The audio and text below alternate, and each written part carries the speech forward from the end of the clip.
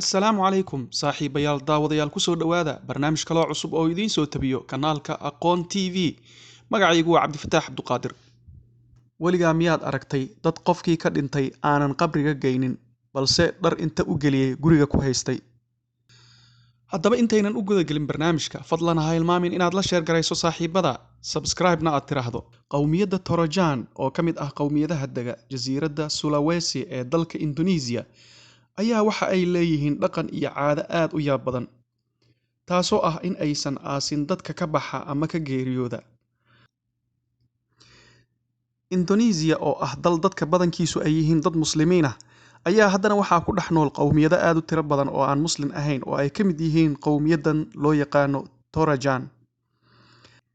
Haddaba dadkan ayaa ayagu waxay leeyihiin caadada la yaabka leh ayagoo qofka dhintay guryahooda ku haysta dharka ka bedela markay cunto cunayaanna cuntada ag dhiga ayagoo aaminsan in uu qofkan uu xanuunsaday oo uusan dhiman. Dabaqada saboolka ah ee ka tirsan qowmiyadan ayaa ayagu muddo marka ay ku hayaan meydkii guriga oo ay awoodi kari waayaan in ay ku sii hayaan, waxa ay u sameeyaan xaflado taasoo ay ugu qalaan xoolo kadibna ay gubaan meydkii. Hase yeeshee dabaqadaha ladan ayaa ayagu meydka waxa ay ku xaseeyaan meelo loogu talagalay, halkaasoo ay ka soo saaraan sanadkiiba mar qofka inta guriga lagu soo celiyo dharka laga bedelo ayaa qaarkood waxa ay sameeyaan inta guryaha tiir lagu xiro qofkii lagu soo booqdo lana barakaysto.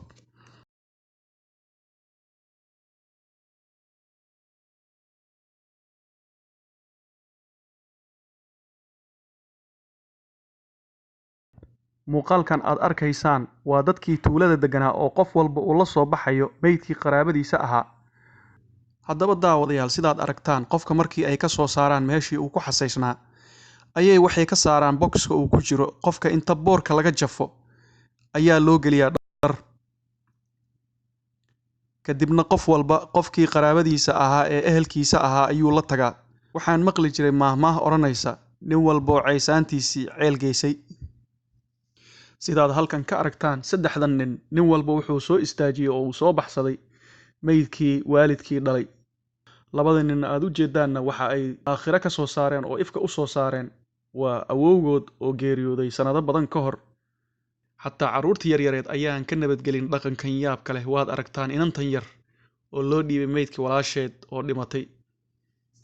Daawade, haddii aad la yaabtay dhaqanka dadkan, fadlan noogu soo gudbi fikradahaaga qaybta comments-ka.